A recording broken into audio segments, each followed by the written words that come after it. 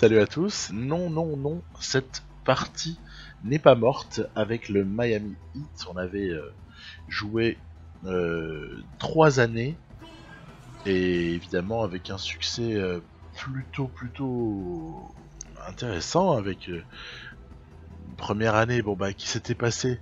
On espère que ça portera pas malheur au Miami Heat actuellement. Je rigole, hein, mais parce qu'en fait, on avait comme ça été 9ème de la conférence Est la première année, battu au tiebreaker. Donc voilà, on souhaite surtout pas la même chose au Miami Heat. On sait que par exemple, ils ont le tiebreaker qui est contre eux par rapport au Orlando Magic, hein, au hasard. Donc on espère voilà, que ça va pas être la même chose pour Miami cette année. Même si je sais pas quoi penser exactement par rapport au Heat. Est-ce que, à l'instar de ce que j'avais un petit peu fait violemment au bout d'une année, hein, à l'été 2019, est-ce qu'il n'y aurait pas intérêt pour Pat Riley et le- la franchise de Miami à finalement foutre un gros coup de balai dans ces contrats à 10-15 millions là, bien nombreux au Miami Heat pour au final repartir sur des bases un peu plus saines, pouvoir construire autour d'un gros free agent plutôt que construire autour d'une équipe qui est très méritante, qui est pénible à jouer, qui est avec un coach, voilà quoi, Eric Spoelstra. Je pense il y a Greg Popovich en NBA et puis juste derrière il y a Eric Spoelstra. Hein, on en est là déjà au niveau de la longévité et puis aussi le mec a quand même fait 2-3 preuves. Bref, voilà, donc moi j'avais pris le parti de foutre un gros coup de balai à l'été 2019 et puis après on avait enchaîné avec 2 titres, bon bah voilà. Et là c'est la cérémonie de remise des bagues et de levée de la bannière de champion NBA. On est en octobre 2021, voilà. On est en 2021. J'avais joué un premier match, hein, l'épisode précédent. Et puis voilà, j'avais laissé le truc un peu en plan, hein, ça fait de longues semaines où je vous ai mis là, rappeler les objectifs du proprio, parce qu'on est en MyGM, on n'est pas en MyLeague là, donc intéressant, toujours les petites spécificités, on va en rencontrer 2-3 là dans l'épisode lié au MyGM, hein. Et puis donc, on avait aussi notamment ce Antoine Holt, un vrai mutant, mais total. Je rappelle que le type est rookie, hein. C'est le premier choix du premier tour 2021. On avait, par un jeu de trade 2 ans auparavant, finalement hérité de ce choix-là. Et bon, voilà, donc c'est l'occasion de tester ce mutant, hein, Antoine Holt. Donc je fais sortir du banc là au tout départ, et puis ben, vous allez voir que finalement, il a beau être magnifique sur le plan des notes, il a des polygones, on croirait, on n'y croit même pas en fait quand, quand on voit ça, le type est juste parfait. Et puis en fait, mais c'est pas évident d'apprendre à jouer avec ce gars-là. On va tout de suite s'en rendre compte au travers d'un premier match qui avait eu lieu, donc du côté des Wizards. Donc, allez, c'est parti. Donc bah, on avait au Miami Heat, là, pour ces 2 titres obtenus, une façon de jouer qui était voilà, hein, ce qu'elle était, beaucoup basée sur du pick and roll, beaucoup basée sur Kevin Durant, hein, faut pas se cacher. Et regardez l'apprentissage déjà commencer au lancer franc avec Holt. Bon, il se fait progressivement, mais au début, je ratais tous les shoots. Là, je maîtrisais pas le timing de lancer. Après, il a une qualité immense, ce Antoine Holt. Enfin, pour peu qu'on sache mettre les lancers francs, c'est qu'il provoque énormément de fautes. Donc ça, c'est plutôt intéressant, hein. Plutôt intéressant. Après, il est pétri de qualité. Je veux dire, le mec sur le papier, c'est un mutant total. On peut, regardez-moi ça. Regarde le petit, hop là, petit ballon glissé de manière mais totalement improbable dans ce match-là. Le mec réussit le panier, c'est immense. Bon bref, gros joueur. Mais est-ce que on va pour autant, je dirais, le maîtriser, tout ça? Je dis, ça n'a pas été évident dès le départ. Ça a plus que pas été évident, faut pas s'en cacher. On va en reparler. Il y a un autre joueur qui est intéressant. Et là, bon bah évidemment, il est plus sur le terrain parce qu'on est dans le money time. On est en train de subir notamment un assaut de Bradley Beal là. Et puis là, c'est le panier qui nous met c'est le dagger. Il nous plante, Daniel Theis nous plante un panier totalement improbable. On se fait crucifier dans ce match-là. Ça fait un peu mal en fait en début d'année comme ça d'emblée de se faire tuer par les Wizards. Bon, voilà. Du coup, bah, ça m'a incité à réagir. Voilà. Parce que ce match avec Washington, là, je l'avais joué il y a super longtemps. Et puis j'ai repris le truc il y a pas longtemps. Par contre, j'ai installé le playbook que je vous décrivais dans mon épisode spécial là, que j'ai sorti il y a pas longtemps du tout. Puis surtout, allez, j'ai repensé la rotation. Voilà. J'ai changé un peu comme ça des choses. Et on va repartir sur des bases un peu plus saines. J'ai, pour là, le départ, là, enlevé d'Eric Rose et Eric Rose est vraiment l'undog vétéran, faut pas se mentir, c'est pas que je respecte pas d'Eric Rose, au contraire, je l'adore, mais bon, on a peut-être d'autres joueurs à faire jouer en priorité. Je l'ai recruté en tant que troisième meneur, pas en tant que même deuxième ou gars qui a des minutes a priori, après ça peut évoluer. Et puis Deadman, c'est pareil, j'avais activé son option à l'été précédent. Et au final, j'ai un embouteillage dans la raquette parce que il y a Miles Turner qui a pris un essor juste monumental. Le type est à 88 de général. C'est devenu probablement un des 4-5 pivots dominants de la ligue à ce stade-là de la partie. Et on a aussi en backup de Miles Turner, celui que vous voyez avec le numéro 44, c'est le dénommé Wiseman. C'est un, je suis sûr que vous le connaissez parce qu'il est dans les classes de draft que la majorité des gens utilisent. Il y est, en l'occurrence, moi je l'ai touché au 4e rang sur l'année 2020. Voilà, je l'ai touché à ce moment-là parce que j'avais encore une fois eu un tour de draft qui s'était finalement bien goupillé et qui avait donné un très joli choix. Et Wiseman, c'est pareil, j'ai tendance à pas encore maîtriser son utilisation. Il est un peu dans le style, c'est pas péjoratif, mais il est dans le style éboueur. C'est-à-dire qu'en gros, on n'envoie aucun système pour lui. On lui demande juste de poser des écrans quand il ne fait pas des illegal screens. Voilà, donc on s'entend quand même. Il donne le ballon en pick and roll comme je viens de le montrer, mais il doit prendre du rebond et puis il doit être un peu dissuasif. Voilà, c'est à peu près ce qu'on lui demande. Alors, donc vous voyez que là, sur la reprise en main, donc bien des semaines après ce match contre Washington que j'avais joué il y a fort longtemps, après installation du playbook, après refonte de la rotation, ça se passe déjà bien différemment, mais il y avait quand même dans ce match pourtant ultra dominé sur des Celtics qui étaient orphelins de Kyrie Irving, donc quand même, il leur manque leur meilleur joueur. Il y avait comme ça quand même pas mal de choses à redire par rapport à Holt. Holt avec lequel j'ai fait chou blanc. Et puis, bon, c'est vraiment l'interrogation du moment. Alors là, vous voyez, à l'instant, j'avais sélectionné un panier plutôt sympathique de Holt en contre-attaque. C'est pas encore l'endroit où il est le plus difficile. C'est plutôt sur jeu placé. Je trouve qu'il est un peu, un peu délicat d'emploi.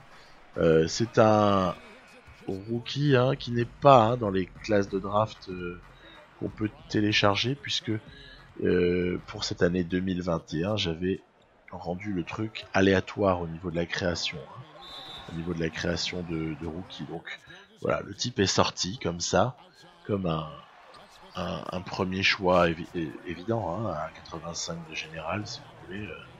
Il n'y a pas à réfléchir bien longtemps. Mais au final, je pêche dans son utilisation et à tel point que je me pose des tas de questions. Voilà, encore une fois, il fait un match piteux à 4 points là, avec finalement au fur et à mesure euh, un certain manque de confiance. J'ose même plus appeler des systèmes trop pour lui, bref. Et puis il y a quelque chose qui survient évidemment, ça devait arriver, c'est du MyGM, quelque part c'est intéressant. Porter Jr. et Deadman sont mécontents de leur utilisation globale. Alors c'est vrai que ça pose vraiment la question. Du coup j'ai fait des petits comparatifs là entre Porter et Holt. Alors quand même, hein, on voit que malheureusement pour Michael Porter Jr., finalement l'autre est meilleur partout. L'autre est meilleur partout à 2-3 exceptions près. Voilà, genre le contre, mais est-ce que c'est vraiment fondamental vu son poste? Attaque poste bas, oui, voilà. Vous voyez, il y a des différences, mais et puis Holt, il va progresser. Il est hyper jeune. Donc, quand on commence à faire le comparatif, pourtant j'adore Porter Junior, hein. En plus, Holt, il a 10 insignes.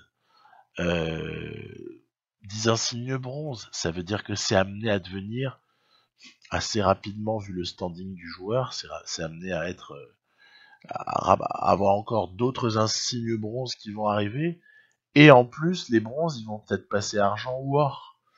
J'ai ajusté le mentorat, hein, pour lui. Il a un mentor qui est un certain Kevin D, un mec pas du tout connu, qui peut là encore une fois booster aussi la progression des insignes, hein. On sait qu'on peut en booster 3 et puis que ça marche quand même, hein, globalement ce truc là.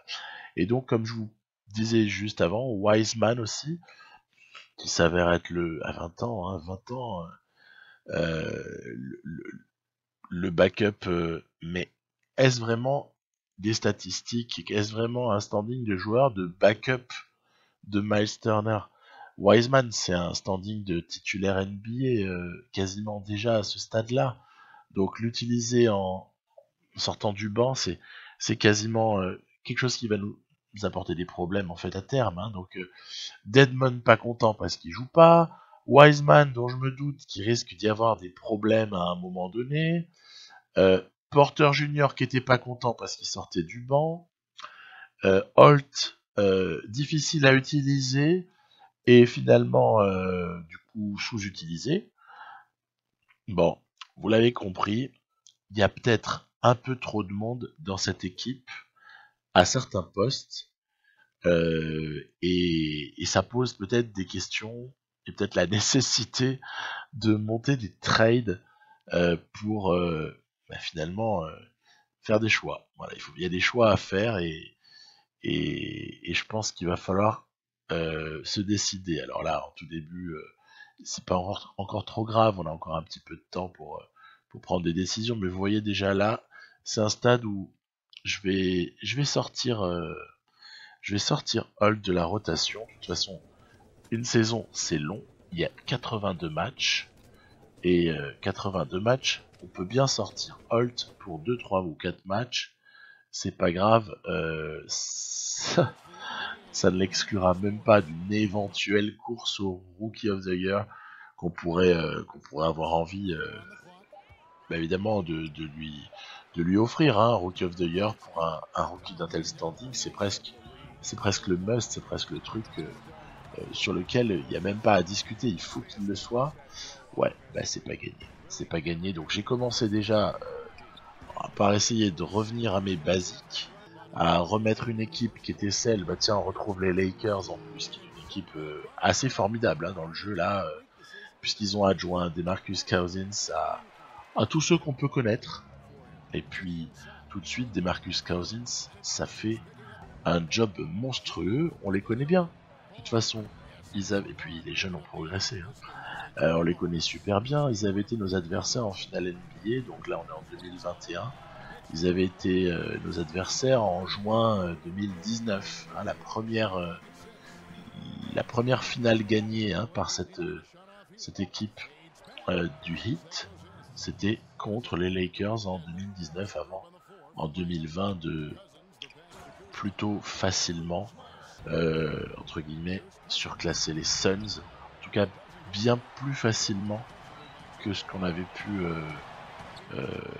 y arriver face aux Lakers. Donc une opposition de qualité.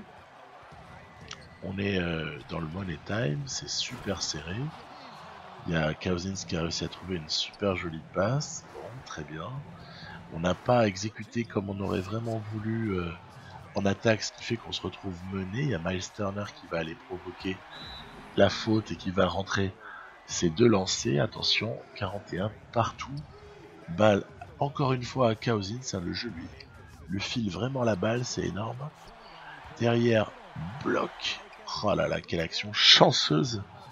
Cousins, il a dû s'y reprendre à 3 fois. Et 21 secondes, on a le ballon pour éventuellement égaliser ou peut-être sur un coup de folie passer devant. Donc je vais y aller calmement. On va surtout pas laisser trop de temps aux Lakers au cas où on aurait la chance de marquer. C'est ce qui va se produire. Voilà, il reste 2 secondes 5. 10e, Kevin Durant qui a envoyé une ogive dont il a le secret, en tueur froid. Ouais, mais il n'y a pas que lui qui est un tueur froid, regardez-moi ça. LeBron James, 1 mètre derrière la ligne à 3 points, qui nous met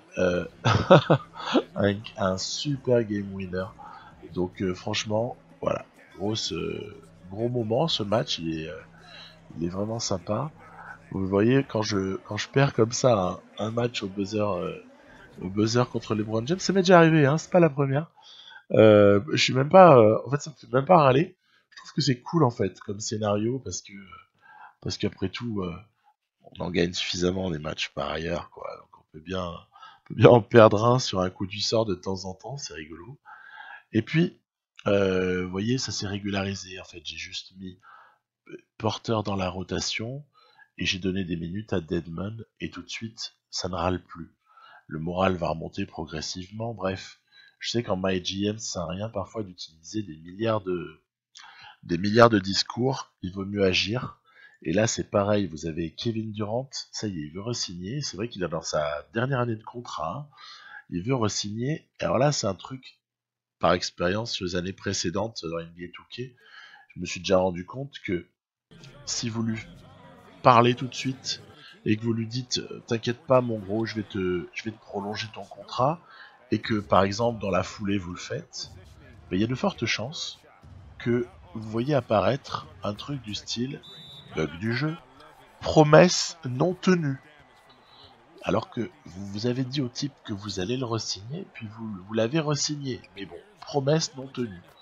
D'accord. Donc en fait, moi, face à ça, quand un type veut re-signer, je fais une chose, c'est que tout simplement, je lui dis rien, mais je le re-signe.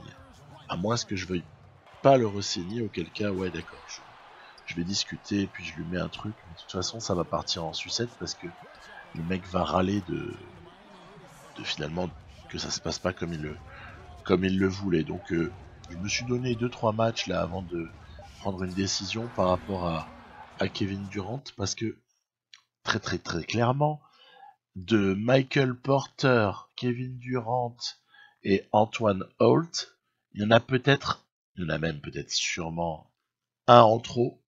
En tout cas, si on se projette déjà à l'horizon de l'année suivante, Holt il voudra être titulaire, les 2 autres aussi. Ça va créer des problèmes, ça va créer des soucis, donc voilà, il y a un truc à faire, donc j'ai un peu réfléchi, je me suis donné un poil de temps avant de re-signer éventuellement Kevin Durant, temps de réfléchir un peu, pas faire le truc trop impulsif quoi, et après c'est clair que j'ai quand même plutôt envie de le re-signer, déjà par rapport à la partie, on voit qu'il y a Wiseman qui s'est mangé un contre de Jakob Poeltl. Déjà par rapport à la partie en elle-même, quand vous êtes au Heat, vous avez réussi à signer Kevin Durant à l'été, et Wiseman se venge sur Trae Young, le pauvre. Vous avez récupéré à l'été 2019 Kevin Durant. Vous avez ensuite enchaîné avec 2 titres, quoi. Bah, il me semble quand même que c'est assez logique que l'aventure elle continue. Que l'aventure elle continue et limite que Kevin Durant, bah, il joue à Miami jusqu'à la fin de sa carrière. Il y a l'opportunité là éventuellement de réaliser un three-peat. Il y a comme ça des trucs. Bon, voilà, faut pas déconner non plus. Donc ouais, je vais y aller. On va regarder un petit peu. Vous voyez, pour 2022-2023, pas mal de marge hein, sous le salary cap. Donc il faut, je pense, oser le faire. Il faut oser aller voir Kevin Durant. Et attention, hein, il y aura Gilgeous-Alexander et Porter Jr. qui sont en fin de contrat rookie qu'il va falloir re-signer. Hein. Ou pas. Mais alors, si par exemple je ne re-signe pas Michael Porter Jr., je suis obligé de le trader avant la deadline. Hein, parce que je vais pas le laisser partir comme ça. Hein. Ce serait stupide, totalement stupide. Donc c'est une possibilité hein, de laisser partir Porter Jr. Mais à ce moment-là, il faudra monter un trade au plus tard, début février. Voilà. Donc c'est un truc auquel je pense. Et pourtant j'adore, je suis super fan de Porter Jr. Mais qu'est-ce que vous voulez? Il y a un moment où tu préfères qui, ton père ou ta mère? Bon bah voilà, je sais pas, ça dépend en tout cas. Miami va donc re-signer Kevin Durant et vous avez vu, il nous a fait une petite ristourne à 32 millions en fixe pour 2 saisons. Hein. J'ai pas voulu non plus m'engager jusqu'à... Il voulait 4 ans, un petit peu gourmand le garçon. Et puis dans la foulée, il se trouve que Miles Turner a envie de re-signer également. Je vais lui proposer 27 sur 3 ans, 27 par an. Hein. Et il va falloir user un petit peu de notre aptitude de persuasion. Ah, il faut bien dépenser les VC là, sinon moi de toute façon je les dépense jamais. Donc voilà, petite entorse. Allez, petite manip pour Miles Turner. Je trouve que 3 ans en fixe à 27 millions alors qu'il sortait de 4 années à 18 en fixe qu'il avait négocié avec les Pacers avant qu'on le récupère. Je trouve pas ça ignoble. Je trouve que 27 millions c'est quand même sympa.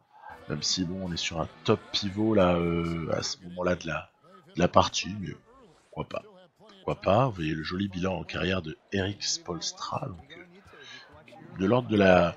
Pour moi, c'est quasiment un coach qui commence à être légendaire. Hein.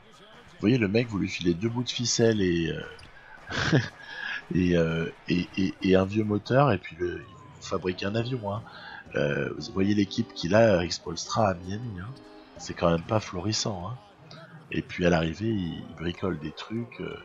Bon, bah voilà, c'est une équipe qui est super intéressante, même si des fois elle est un peu, comme dit Jacques Monclar, qui est toujours rigolo, c'est quand même une référence. Intérêt chiant. Voilà, c'est une équipe qui est intérêt chiante, un peu à voir jouer. Le Miami Heat, parce que vous avez... c'est intéressant à voir, parce que en fait, le type vraiment... Spoelstra fait des trucs de fou, quoi, au niveau du coaching. Puis en même temps, pas se mentir, c'est pas toujours palpitant. Toujours palpitant. L'occasion de découvrir Guadagnino dans ce match là qui est un rookie de 2020. Écoutez, il est sympa. C'est la réincarnation de Lou Williams avec la petite image et tout. Sympa ce petit Guadagnino là, il est visiblement gros 6ème homme des Pacers dans cette partie, puisqu'il est déjà à 19 points de moyenne là en début de saison. Et puis mon petit jeu souvent c'est de martyriser Asia Thomas quand je le croise, non pas que je l'aime pas du tout, c'est pas la question, mais il est tellement petit qu'à la fois défensivement je le cible et, et puis offensivement j'essaie de pas trop lui laisser parce que voilà, c'est pas Muxy Boggs, mais bon quand même on va pas trop non plus le laisser briller quoi. Voilà, je n'aime pas le laisser trop briller. Puis je vais tenter un petit coup là pour varier un peu et puis pour remettre un peu Holt dans la rotation. Je vais sortir Dragic pendant quelques matchs. On va voir comment ça réagit. Si ça se trouve, le mec va péter un plomb. Je vais sortir Dragic. Winslow va s'occuper du poste de meneur quand Gilgeous Alexander n'y est pas. Donc je continue à faire des petites expérimentations. Petite entorse, je mets Holt au poste 2, mais j'ai pas le choix en fait. J'ai pas le choix, je vais pas mettre Porter, je peux pas mettre Kevin Durant, faut pas déconner non plus. Ça joue à des moments, ça joue à 3 ailiers sur le terrain. 3 ailiers, c'est pas délirant. 3 ailiers, c'est comme Brad Stevens. En tout cas, c'est un truc que Brad Stevens a déjà expliqué, coach des Celtics. Un porteur de balle, 3 ailiers, un intérieur. Pour lui, c'est la définition de la NBA moderne. Donc, j'adhère. En parlant d'ailier moderne, on est plutôt là face à un ailier inclassable, un joueur unique, Luka Doncic, entouré d'une équipe, je trouve pas trop mal construite, avec un Henson en protecteur, Kolestein en sortie de banc. Ils ont Blake Griffin, évidemment ils ont pas Porzingis, parce que le trade New York-Dallas était tellement improbable que même l'IA dans NBA 2K n'aurait jamais pu y penser. Et puis, dans ce match, voilà, je vais faire confiance un peu plus à Holt. Et on a du mal, hein, on pioche. Hein. On pioche en ce début de match, là. Ça aura mis vraiment un certain temps à ce qu'on recolle au score. Et même encore, c'est pas du tout fait, là, en fin de troisième quart. Donc voilà, petite action très très importante de Holt, le 2. Alors, plus 1 ou pas plus 1? Est-ce qu'on s'est réglé au lancer franc ou pas? Oui. Et puis dans la foulée, il égalisera 31 partout. Et puis, c'est amusant, il y a le fils, le fils naturel, très probablement, de Corey Maggette, l'ancien joueur NBA, qui a été recyclé, là. C'est plutôt un clin d'œil sympa. Hein. Justice Winslow fait du bon travail sur Luka Doncic.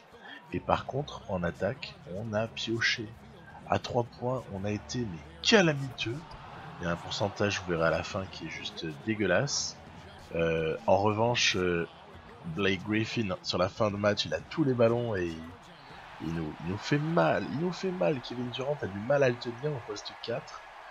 En même temps, Griffin, c'est quelqu'un de difficile à tenir. Hein. Il faut vraiment lui coller. Il n'y a pas beaucoup de joueurs dans la ligue qui peuvent vraiment l'arrêter de manière systématique. Hein. Bref, Dallas repasse devant. Allez, on est de nouveau sur un scénario où Kevin Durant a le dernier ballon, en tout cas un des derniers, on va voir. Il arrive cette fois-ci non pas à shooter à 3 points derrière l'écran, mais à pénétrer. Il obtient le N1. Évidemment, balle à Griffin. Alors, qu'est-ce que ça va donner? J'ai fait semblant d'aller à prise à 2. En fait, je suis revenu sur Henson avec Turner. Et il va rater le shoot de Griffin. C'est donc une victoire pour le Miami Heat. Alors, c'est le moment de parler d'un truc. Je vous explique. J'ai longtemps hésité à continuer cette partie en l'état par rapport à reprendre sur un commencer maintenant le Heat pour justement participer à la lutte de play-off de fin de saison et puis reconstruire à l'été 2019, mais en essayant d'être un tout petit peu plus réaliste que je n'ai pu l'être, parce que le gros ménage massif que j'avais fait, est-ce qu'il était vraiment acceptable au final? On se retrouve avec une équipe super pétée. Vous voyez, on a un encombrement de super bons joueurs, c'est quand même paradoxal en 2021 quand on voit l'état du 8 en 2019, quoi. Donc voilà, je me tâte un peu, je vais voir ce que je vais faire.